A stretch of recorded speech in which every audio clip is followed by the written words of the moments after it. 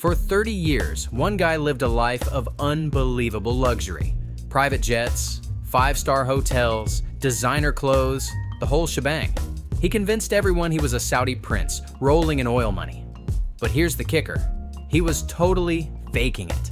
This is the story of Anthony Gignac, the ultimate con artist, and how a simple love for bacon brought his royal charade crashing down. Get ready for a wild ride. Our story begins in Colombia, where Anthony Gignac, born Jose Moreno, was orphaned at a young age. In 1977, he and his brother were adopted by a middle-class family in Michigan and moved to the United States. But little Jose had bigger dreams than a regular American life.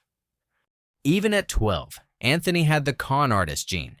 He'd already started pretending to be royalty, even convincing a Mercedes dealer to let him take a test drive by claiming he was the nephew of a Saudi prince. Talk about starting young.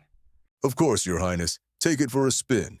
Just be careful. It's very powerful. Don't worry, I'm used to powerful things. My family owns like half of Saudi Arabia. From 1988 onwards, Anthony was arrested repeatedly for pretending to be a member of a Middle Eastern royal family. All right, Prince, you're under arrest for fraud again. You don't understand. I'm a prince. My father is very important. He started with Prince Adnan Khashoggi, after the famous businessman, then upgraded to Prince bin Khalid Al Saud, the 10th child of King Salman. He was basically cosplaying as royalty before it was even a thing. In 1991, the LA Times even called him the Prince of Fraud. He was racking up huge expenses, staying at fancy hotels, renting limousines, and promising it would all be paid for with cash or checks from a Saudi bank. That, of course, never arrived. One of Anthony's boldest moves was convincing American Express to give him a platinum card with a $200 million credit limit. He used the real Prince Al Saud's name and said he'd lost his card, and his dad, King Salman, would be super mad if he didn't get a new one ASAP. Yes, hello.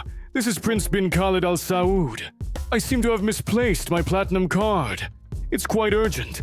My father, the king, will be most displeased if I'm inconvenienced. Of course, Your Highness. We'll expedite a new card with a $200 million limit immediately.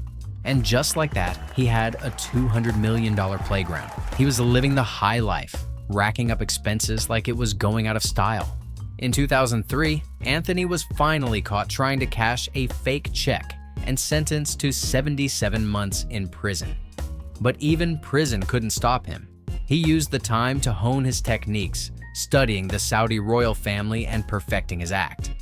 When he got out, he was back at it, pretending to be Prince Al Saud. He lived in a penthouse in a skyscraper in Fisher Island, Miami, claiming he owned the whole building.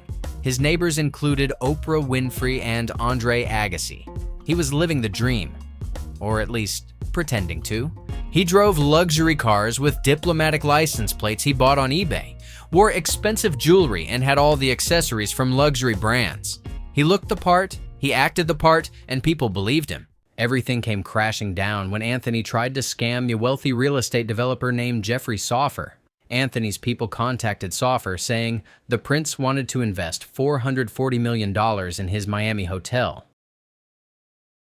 Mr. Soffer, I am most impressed with your hotel. I believe it has great potential. My family is prepared to invest $440 million. Your Highness, I'm honored. This is a fantastic opportunity.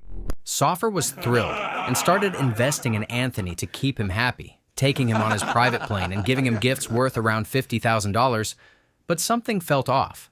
And then, during a lunch, Soffer noticed something that didn't add up. Wait a minute. Muslims don't eat pork. That's right. The prince was chowing down on a pork chop, a major no-no in Islam. That was the red flag that made Soffer suspicious. Soffer asked his security team to investigate. They quickly discovered that Prince Al Saud was actually Anthony Gignac, a convicted con artist, busted. Mr. Soffer, we've got some bad news. Your prince is a fake. He's a con man named Anthony Gignac.